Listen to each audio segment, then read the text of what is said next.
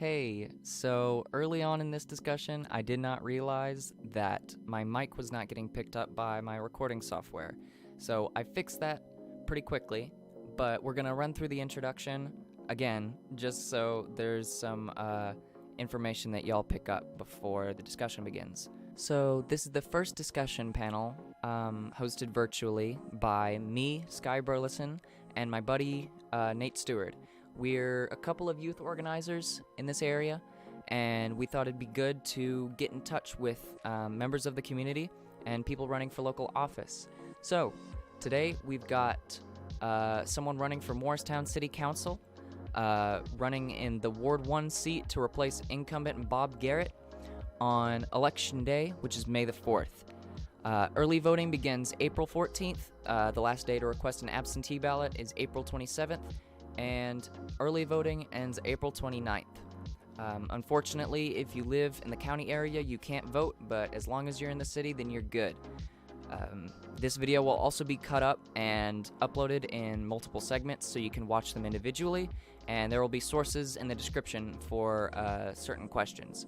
There will also be a City Council Candidate Forum next Tuesday, April 13th at 7 o'clock at the Walter State Lyceum. You'll be able to come in and have a discussion with your local representatives here in Morristown and compare how they stand on the issues facing our town. So, without further ado, I'm gonna let Rob Burke introduce himself, and you'll get to see how he stands on the issues. Bam.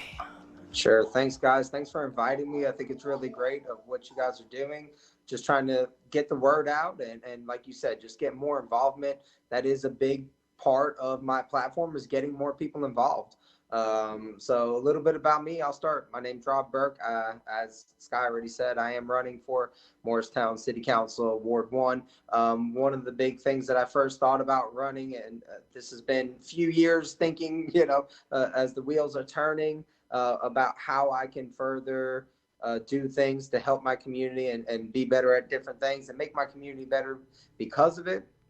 And I just saw the lack of participation, especially in voting and going to city council meetings and things like that. So that was one of the big things when I first went door to door, to be on the ballot, to be vote, so your name can be on the ballot, you have to have a petition that you get from the election commission. You have to have 25 signatures. The 25 signatures must be all registered voters. So I was just going literally door to door, getting everybody, and I got a stack full of cards, voter registration cards, and I would bang on the door, tell them what I'm doing, tell them what I'm about, and I would say, "Are you a registered voter?" And if they say yes, I say, "I love your support. If you sign my petition, that'd be great." If they say no, I said, "Well, here's a registration card. I'm gonna need you to fill this out for me. You can put it in the mailbox, or you can it's postage paid already. Just I believe, I think, I don't know. Maybe you need a stamp actually. I think you need a stamp. I have to go look at one. But you throw it in the mailbox, whatever. You can just hand deliver it at the commission office, or just let me know. I'll come back and I'll swing by and I'll drop it off, because one of the things that I really wanted to bring is exactly what you guys are doing. So I love this, is getting more people involved, especially the younger generation, because you guys have a voice, and I want your voice to be heard. Actually, I'm gonna let you in on a little secret. I ain't gonna say much about it yet because it's in the works. I'm working on a youth kind of council project to show that people just like you guys that want to do something in the city, want to do something in the county, that's got a voice, that you can have a way to take that voice and push it forward. It's going to be more directed towards a little bit of younger kids, because I know the high schools both have a somewhat of a program, but we'll be in chat. We'll be in touch. We'll chat about that, because that's something you guys may be able to help me out with. So some of the platform I stand for are that I just want some accountability and openness in the government, in all levels of government. But I mean, we're talking about city council here, so we'll stick it with city council. Right. I think that a lot of people don't trust government. A lot of people feel like, man, they do some shady stuff behind doors, and they, have meetings without us. or they'll schedule a meeting at 8 o'clock in the morning, knowing that I'm at school or I'm at work and I can't come to that. And then you find out in the newspaper a few days later, hey, this is what happened. That ain't right. So that's one of the things. And look, I understand sometimes meetings have to happen at crazy times. If you got such and such business owner here and such provider coming, and everyone says, hey, 8 o'clock in the morning works for me. I get that, but I'm about, let's put it out ahead of time that says, not just in the newspaper, a little tiny blurb that says, oh, there'll be a meeting at the public works place 8 o'clock on Friday. Like, I want to talk about, here's what we're going to talk about. Here's what you can expect this meeting to be about. And if you can't attend, like, let me know what you think about these topics, what you think about these agenda items, because you have a voice. The only reason we have a city council is these people were elected to be your representative. They were elected to share your voice. And if they're not reaching out to you and telling you, hey, man, we got this going on, I want to know what you think about this, then they're not representing you. Or the other things I've heard, that people will call. And I mean, I'm not going to talk about the entire council as a whole because I know it doesn't fit. Some people are very good at responding and talking and having that communication. But I've heard from several people, Mr. Garrett will not return phone calls or emails. How do you expect to represent a community that you don't talk to? How do you expect to represent people that you don't know?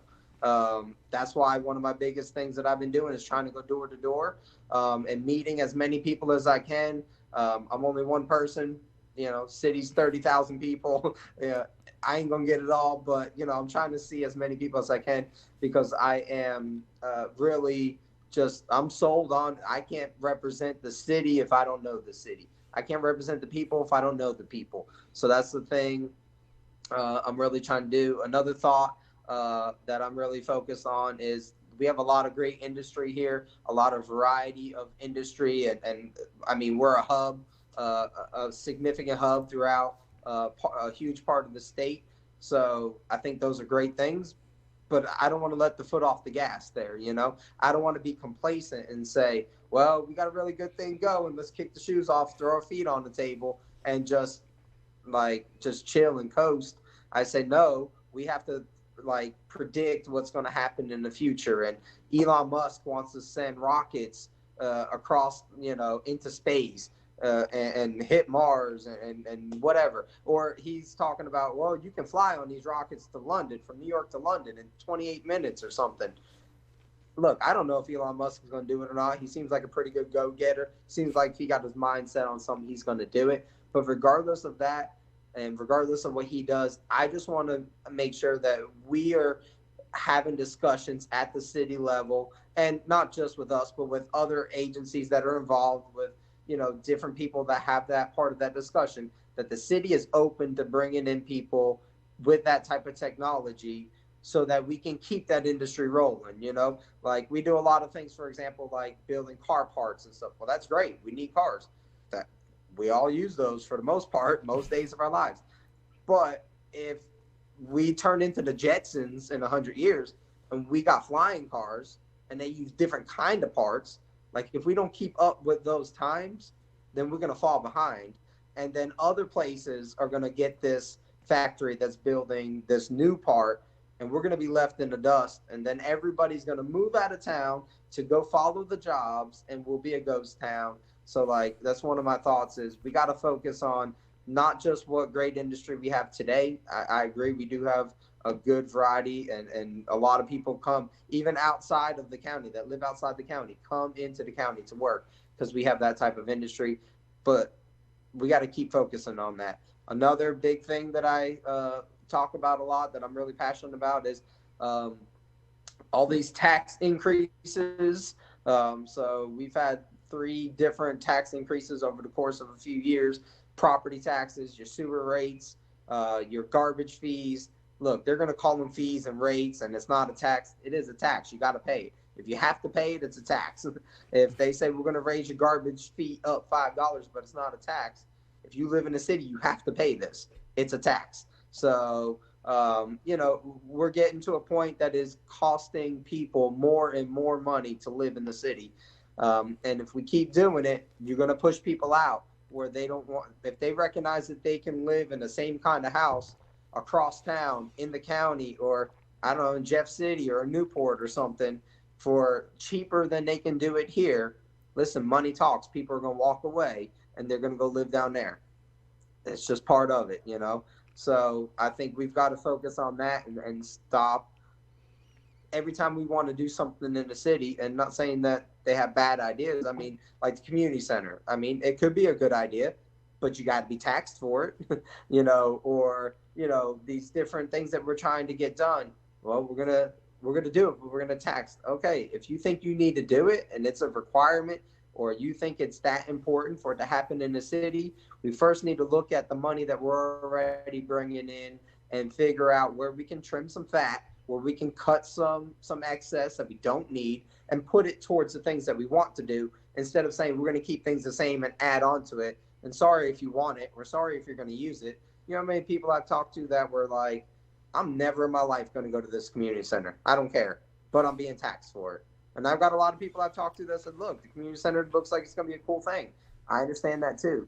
But raising taxes and requiring people to pay for what people want, just because some group wants it but not the entire group, like, we're going to have to figure out this taxes and make it where people aren't paying so much to live here, and actually want to live here like that. So those are a few things. I got several other things we could probably talk about for days. I'm sure, as you said about the forum, I'm sure, you know, some of that will come out, you know, as we get some of those questions, and I'm sure you'll hear some of those responses like that. But really, it's just getting people involved, and those people at the seat need to have accountability for what's happening. That's why I've agreed to, every time somebody asks me to come meet up with them and chat with them or do something like this, 100%. I will do this every single time, just because I want people to know they have access to me. And I don't care. I could win by 400 votes in a month, and then 3 months later, you call me or message me and be like, yo, dude, can we do this again? And I'm going to tell you yes. Like, it's not like, oh, I'm going to do everything I can so I can go ahead and get voted in and get elected. Mm-hmm. And then I'm like, throw the brakes up, and I'm going to switch up who I am. Like, I am always going to be accountable to you, the people. And if you ask me to do something, as long as I can do it and I'm not breaking any laws to do it, I'm going to do it if I can. So this to me is easy. It doesn't take but just a little bit of time, but it means a lot. It means a lot for me that you guys would ask me to do it. And I'm sure it means a lot to you that I would agree to do it. And that's how you build that community, build those relationships. And that's what I'm going to be a part of. You know, relationships are easy. You just got to work them. That's the hard part, is working it. But once you work it, it's easy. So, and yeah. I think that's something that some people need to learn. That's why we need some replacements, because they're not about relationships. They think that, well, I've been in this office for so long, and they want to kind of coast in on their past accomplishments. Well, I've been with the city for 30 years working. Listen, that's fine. Thank you for your service. Here's your certificate. It's time to move on. You don't get to coast in by former achievements or things of that nature. And, you know, sometimes I really feel like at some level there's just this good old boy system, and I'm sure lots of places feel like that, but I'm just not about that, and I don't think the people are about that. You know, when if you guys saw, just a few weeks ago, that whole investigation came out about the solid waste director stealing money for his stuff for the truck and whatever. Then they had to vote whether or not they were going to keep him on or not. Bob Garrett voted to keep him on, even though he stole, no other way to say it, he stole, what was it, like almost $1,700 or something worth of, you know, like, and he's cool with that. I guess because they're buddies, and I guess because it's the good old boy system. And I'm just not about that. Look, me and you can be best friends. If you do something wrong, you're going to have accountability. And I will happy to give that. And, you know, I expect the same from you. If I do something wrong, I expect you to call me out on it, and there's going to be consequences. I mean, it just shows what's going on. You know what I mean? A little home cooking. And I'm just not about it. You know, I'm just about doing it right, and doing it right for the people and for the right reasons. And that's why I'm here. So I like that. Yes, sir. I think that's very honorable from any politician, just being accountable and knowing that, you're going to be there to have conversations and build relationships with your constituency, who you work for. I think that's phenomenal. Um, and yeah, I feel like a lot of these city council members have been pretty cozy around here. So even throwing a Absolutely right. even throwing a wrench in their direction allows them to listen to their folks.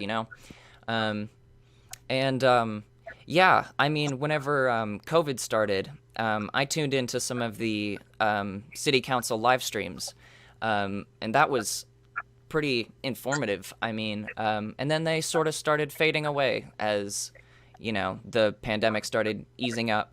So, yeah, I mean, I think we should be filming our city council meetings, putting them up just publicly so people can see. Um, just having more accountability and transparency around here would be really great for one. Um, Absolutely. And you may already know this, but there's a person that comes to every single city council meeting, and she requests videotaping of these city council meetings every single time. mhm. And you see where we are. So Yeah. it just feels like they don't want that accountability. I don't understand the reason why they don't want it. Maybe there's and listen, there's a lot of stuff that happens that I don't understand. I'm not in that position. I'm not a politician. Like, I'm not those things. Yeah. Some of these people have been in this seat for 28 years. So they obviously know what goes on behind the scenes. But I just feel like if it doesn't cost the city anything and the people are asking for it and it's an opportunity for accountability, why wouldn't you do it? Yeah. It's easy. It's Mhm. easy and it's simple, and the people are asking for it. Just do it.